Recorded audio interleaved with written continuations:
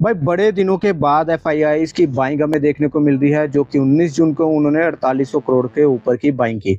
इससे पहले दोस्तों अगर आप देखोगे तो आपको मोस्टली सेलिंग ही दिखेगी बाइंग के नाम पे, मात्र 200 करोड़ की 15 जून को और 17 जून को 100 करोड़ की बाइंग दिखेगी। लेकिन उससे पहले देखोगे तो आपको बड़ी-बड़ी सेलिंग दिखेगी, जो कि 5-5 6-6 हज़ार करोड़ से ऊपर की सेलिंग दिख रही है। तो यार देखो, अगर एफआईआईज़ अगर आ रहे हैं, उनका इंटरेस्ट कुछ आ रहा है, तो देखो उसके कुछ एक रीज़न ये हैं कि देखो जो भी मार्केट था वो ऑलरेडी प्राइसिंग कर चुका है, जो चाहे अमेरिका और ईरान की वॉर हो, और अभी तो दोस्तों यहाँ पर इनकी जो डील भी हो चुकी है।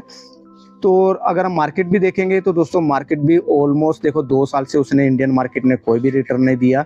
और मार्केट में अगर देखेंगे तो दोस्तों काफ़ी रेजिलेंट रहा। देखो हमारे डीआईज ने काफ़ी मार्केट को संभाला, और अगर हम देखेंगे कि इतनी प्रेशर के बाद भी, एफआईआईज़ की सेलिंग के बाद भी हमारा मार्केट जो है उस हिसाब से नहीं गिरा जिस हिसाब से पहले कभी गिरता था। ठीक है।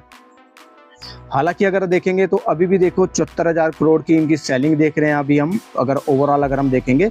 लेकिन देखो अगर इस तरह से बाइंग अगर आती है तो दोस्तों ये मार्केट के लिए अच्छा है। अब आप कहोगे कि दोस्तों आपके लिए अगर मार्केट आती है तो कौन से सेक्टर बेनिफिट हो सकते हैं? तो देखो यार, काफ़ी सारे सेक्टर्स इसके लिए बेनिफिट हो सकते हैं। तो यार देखो, एक सेक्टर की तरफ मैं आपका ध्यान खींचना चाहता हूँ, ये है निफ्टी कैपिटल मार्केट का। देखो निफ्टी कैपिटल मार्केट यानी कि ऐसे शेयर दोस्तों जो कि अपना एएमसी वगैरह से जुड़े हैं, जो मार्केट से जुड़े हैं, जैसे कि सीडीएसएल हो गया, एनएसडीएल होगा, बीएससी होगा, और दोस्तों अभी जो एनएससी है वो भी लिस्ट होने के लिए तैयारी कर रहा है। तो जैसे कि एएमसी हो गया, आईसीआईसी एएमसी, एचडीएफसी एएमसी, ठीक है, आनंद राठी, इस तरह के काफ़ी सारे दोस्तों जो कंपनीज हैं, जो कि लिस्टेड कंपनी हैं, जो कि इस सेक्टर के अंडर आती हैं। अब देखो अगर इस सेक्टर पे ध्यान दोगे, ये इंडेक्स पे ध्यान दोगे, तो आप देखोगे कि दोस्तों एक गिरावट के बाद ये हमेशा से ऊपर ही जाता है, और अभी तक दोस्तों देखेंगे तो ये जो है मार्केट जो पॉजिटिव ये सेक्टर है। तो ठीक है।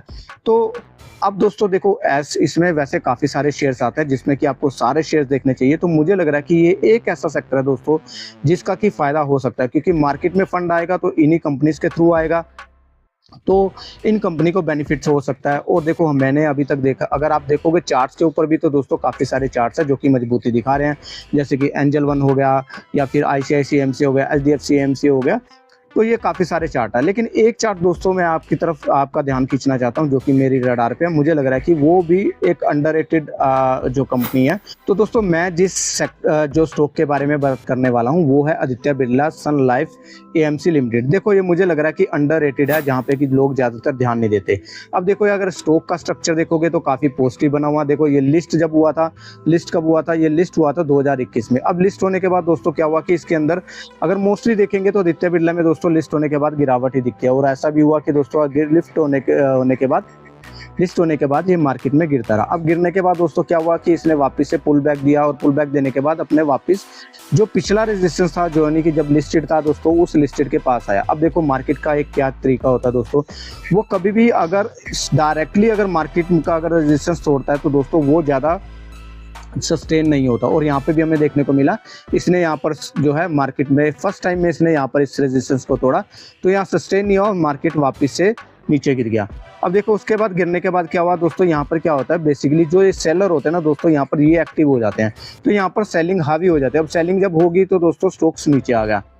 अब देखो यहाँ पर उसके बाद क्या हुआ कि जब सारी सेलिंग ऑब्जर्व होगी तो यहाँ पर वापस से इसने स्ट्रेंथ दिखानी शुरू करी, और वापस से ये जो रेजिस्टेंस है दोस्तों इस रेंज के पास चला गया। अब देखो हाल ही में इसने एक रेजिस्टेंस को तोड़ा, और यहाँ पर अपना तोड़ने के बाद दोस्तों यहाँ पर फिर इसने कंसोलिडेट किया, और कंसोलिडेट के बाद यहाँ पर फिर से एक नया हाई इसने बनाता हुआ दिख रहा है। और ये लास्ट वीक की अगर आप देखोगे तो ये लास्ट वीक की कैंडल है जो इस समय आपको दिख रही है। मैं आपको इनलार्ज करके दिखाता हूँ, ये लास्ट वीक की कैंडल है। ठीक है।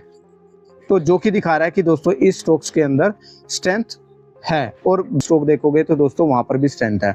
आरएसआई देखोगे 71 के पास इस समय ट्रेड कर रहा है, जो कि दिखा रहा है कि इसके अंदर स्ट्रेंथ है। मैंने चार्ट इस समय वीकली लगा रखा है।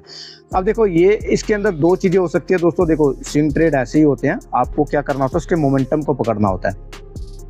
अब देखो इसके अंदर दो चीज़ें हो सकती हैं, या तो वापस से यहाँ पर ये एक पुल बैक दे सकता है। अगर ये पुल बैक देता है तो दोस्तों यहाँ पर आपका 942 के करीब का अगर पुल बैक देता है, यहाँ से अगर कोई पॉजिटिव कैंडल बनाता है तो बाइंग की अपॉर्चुनिटी हो सकती है। या फिर आप देख सकते हैं कि ये जो एक स्विंग लो है दोस्तों, इसका स्टॉप लॉस लगा के भी इसको ट्रेड किया जा सकता है और ट्रेल किया जा सकता है। अब देखो अगर मैं टारगेट की बात करूँ तो टारगेट देखो दो चीज़ें हैं, या तो आप इस रेंज का जो है यहाँ पर ये जो रेंज कैलकुलेट कर लीजिएगा, ये जो रेंज है यहाँ पर इसको कैलकुलेट कर लीजिएगा। अब इसी रेंज को यहाँ पर लगा लीजिएगा, ठीक है।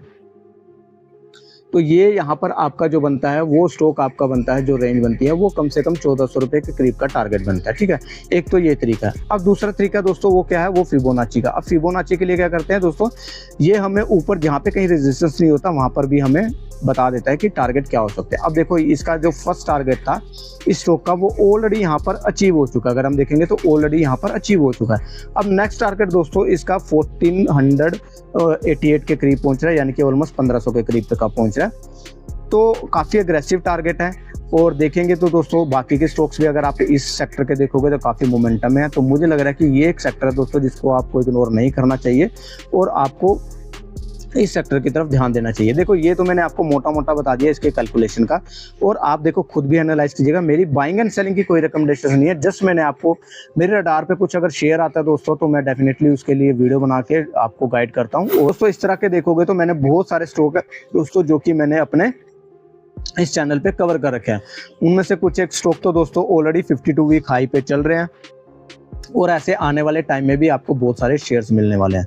देखो अगर आपको ऐसी वीडियोस चाहिए, अगर आप स्ट्रगल करते हो कि आपको जो स्टॉक है वो नहीं पता लगते कि कौन से स्टॉक हैं जिसके अंदर हमें ध्यान देना चाहिए, तो दोस्तों चैनल से जुड़ जाइएगा। मैं यहाँ पर शेयर मार्केट से रिलेटेड वीडियोस बनाता रहता हूँ, स्टॉक से रिलेटेड वीडियो बनाता रहता हूँ और अपनी मार्केट को भी एनालाइज करता रहता हूँ।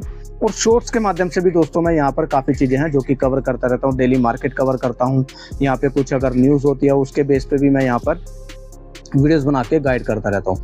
तो यहाँ पे दोस्तों ये आप मेरा चैनल है और यहाँ पे मेरे कुछ सोशल मीडिया के लिंक्स भी हैं, यहाँ पे भी आप जुड़ सकते हो। जैसे कि ये मेरा टेलीग्राम का लिंक है। यहाँ पे बेसिकली दोस्तों क्या होता है कि मैं यहाँ पर अपने चार्ट्स वगैरह पेस्ट करता रहता हूँ, जो भी मेरा रडार रहता है और उन्हीं में से मैं अपने चुनता हूँ।